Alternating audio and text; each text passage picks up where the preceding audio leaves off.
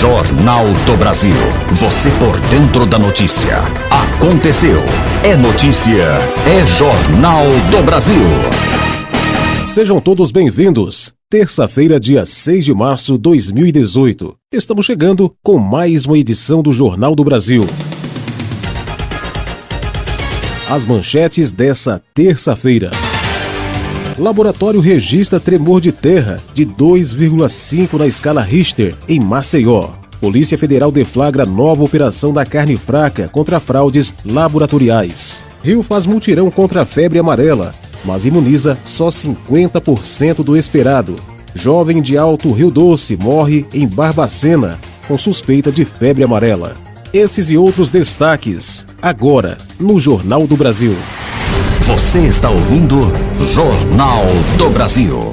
O ex-presidente Luiz Inácio Lula da Silva segue como o político mais popular do país, com 42% de aprovação em fevereiro, segundo a pesquisa Barômetro Político Estadão Ipsos, divulgada sábado, dia 4. Lula oscilou dentro da margem de erro em relação ao mês anterior, 44%, o que demonstra que a condenação pelo Tribunal Federal Regional da 4ª Região, em janeiro, teve impacto diminuto, segundo o próprio jornal. Sua desaprovação também oscilou dentro da margem de erro, que é de 3 pontos percentuais, de 54% para 56%. Dentre os prováveis candidatos, Lula é seguido por Marina Silva da Rede, que aparece com 29% de aprovação e 62% de desaprovação, pelo deputado federal Jair Bolsonaro, do PSC, com 24% que o aprovam e 58% que desaprovam, pelo governador de São Paulo, Geraldo Alckmin, do PSDB, que tem 20% de avaliação positiva, contra 68% que o avaliam negativamente. Logo atrás, aparece Ciro Gomes, do PDT, respectivamente com 18% e 65%. O bloco governista registra os piores resultados. O presidente Michel Temer tem apenas 4% de aprovação e 93% de desaprovação, seguido pelo ministro da Fazenda Henrique Meirelles, PSD, cogitado como nome do governo para a disputa, com 5% e 67%. E o do presidente da Câmara, deputado Rodrigo Maia, do Democratas, que também cogita a candidatura, 4% de aprovação contra 69%. Por causa do Dia Internacional da Mulher, a Câmara dos Deputados promete votar nessa semana projetos de interesse da bancada feminina, como regime do estudo domiciliar para estudantes grávidas com atestado médico e aumento da pena para o crime de estupro coletivo. Também está na pauta do plenário a proposta que estabelece regras para a coleta eletrônica de assinaturas para projetos de iniciativa popular. A comissão especial que irá analisar a privatização da Eletrobras será instalada nesta terça-feira, dia 6. A medida é uma das prioridades da equipe econômica do governo. No Senado, a Comissão de Direitos Humanos vai debater o tema Democracia e Direitos Humanos, com foco na segurança pública. Ainda nesta terça-feira, o plenário do Senado retoma a discussão sobre o acordo internacional que muda as regras de transporte aéreo entre Brasil e Estados Unidos. Na quarta-feira, dia 8, 26 deputadas que atuaram na Assembleia Constituinte entre 1987 e 1988 serão homenageadas. Você está ouvindo Jornal do Brasil. Os bancos devem começar a receber em maio os pedidos de habilitação dos poupadores para pagamento das perdas financeiras com os planos econômicos das décadas de 80 e 90. O pagamento deve começar ainda no primeiro semestre deste ano, de acordo com a previsão do advogado Walter Moura, do Instituto Brasileiro de Defesa do Consumidor, IDEC. Foi feita uma homologação de ministros do Supremo Tribunal Federal, STF, ao acordo para a compensação das perdas dos poupadores, com os planos econômicos Bresser, 1987, Verão, 1989 e Collor II, 1991. Com as homologações, começa a valer o prazo de 90 dias para os bancos iniciarem o recebimento dos pedidos de habilitação dos poupadores. Entretanto, a expectativa é que a plataforma de adesão pela internet seja lançado antes do fim desse prazo, em maio, de acordo com nota conjunta da Advocacia Geral da União, AGU, do Banco Central, do Instituto Brasileiro de Defesa do Consumidor, IDEC, da Frente Brasileira pelos Poupadores e da Federação Brasileira de Bancos, FEBRABAN. As entidades vão trabalhar na estruturação da plataforma eletrônica que receberá as adesões dos poupadores. Um jovem de 28 anos, residente em Alto Rio Doce, morreu domingo, dia 4, com suspeita de febre amarela. Ele estava internado no Hospital Regional de Barbacena desde o dia 26 de fevereiro e teve falência múltipla dos órgãos e febre hemorrágica. De acordo com a nota da Sala de Situação Emergencial de Barbacena, houve coleta de materiais para exames laboratoriais de diagnóstico na Fundação Ezequiel Dias, FUNED, em Belo Horizonte. Foi a segunda morte de moradores da região do Campo das Vertentes no fim de semana. No sábado, dia 3, a sala emergencial confirmou o óbito de um homem de 35 anos, natural de Barroso, que tinha sido transferido para Belo Horizonte. O mais recente boletim epidemiológico sobre febre amarela em Minas Gerais foi divulgado dia 27 de fevereiro pela Secretaria de Estado de Saúde, SES, e apontou que havia 28 mortes por febre amarela confirmadas na região da Zona da Mata e Campo das Vertentes. Você está ouvindo Jornal do Brasil.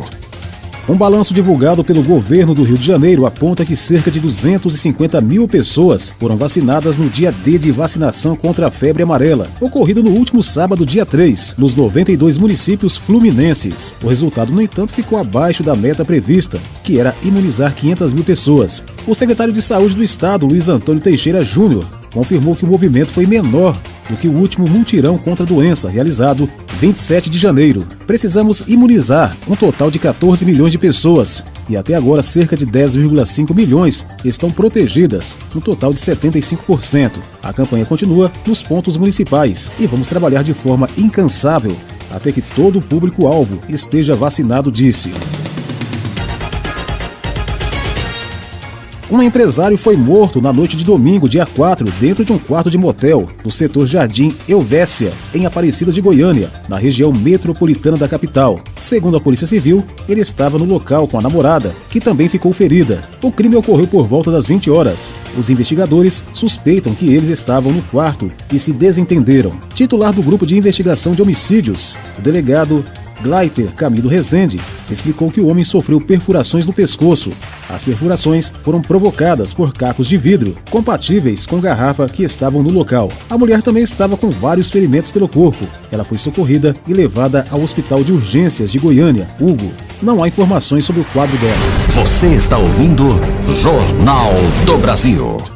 Uma família que contraiu doença de Chagas em Labreia, no Amazonas, teve a confirmação de que o parasita estava presente em açaí consumido pelas pessoas. A Fundação de Medicina Tropical Dr. Heitor Vieira Dourado e a Fundação de Vigilância em Saúde do Amazonas comprovaram a presença do transmissor em amostra de açaí analisada. A Secretaria de Saúde do Estado confirmou que as 7 pessoas da mesma família foram infectados com a doença e são monitorados desde janeiro, quando o caso foi notificado. A secretaria ainda informou que é a primeira vez que é comprovada cientificamente a presença do protozoário causador da doença no alimento. Por meio de nota, a Fundação de Vigilância Sanitária do Amazonas informou que ações de conscientização de produtores de açaí serão reforçadas. Em 2010, testes científicos provaram que o protozoário causador da doença de Chagas pode sobreviver na polpa do açaí, mesmo em temperaturas de até 20 graus centígrados.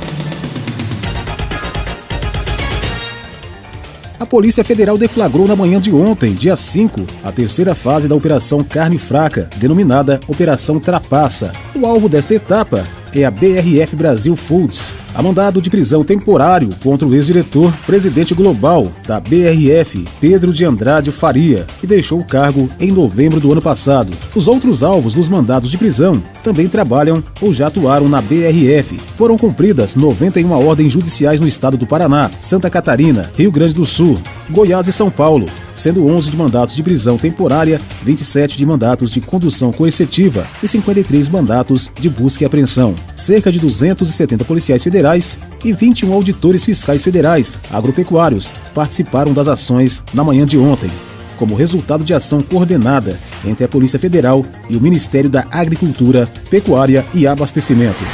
Você está ouvindo Jornal do Brasil. Em Maceió, capital de Alagoas, um tremor de terra deixou casas rachadas e pessoas apavoradas na tarde de sábado. No domingo, o Laboratório Sismológico da Universidade Federal do Rio Grande do Norte divulgou uma nota informando que várias estações de monitoramento no Nordeste registraram a intensidade do abalo sísmico, com magnitude preliminar estimada em 2,5 na escala Richter. Essa dimensão é considerada pequena, de baixo poder para causar danos. Mesmo assim, o tremor foi sentido em vários bairros. Populares divulgaram vídeos e relatos nas redes sociais, falando da experiência. Um deles mostrou rachaduras em uma residência, além do chão da casa afundado. A Defesa Civil Municipal avisou a Defesa Civil Nacional sobre o fenômeno e acionou estudiosos da Universidade Federal do Rio Grande do Norte, da USP, Universidade de São Paulo e da Universidade de Brasília, UNB. Agora, no Jornal do Brasil, placar esportivo. O empate entre Santos e Corinthians por 1-1 no domingo teve como um dos pontos principais um apagão de quase 50 minutos no estádio do Pacaembu, que fez com que até alguns torcedores fossem embora antes de ver o gol santista, que saiu depois que a partida foi reiniciada. Ao final do clássico, válido pelo Paulistão, os jogadores corintianos reclamaram da paralisação, mas o técnico Fábio Carille nega que isso tenha sido um problema.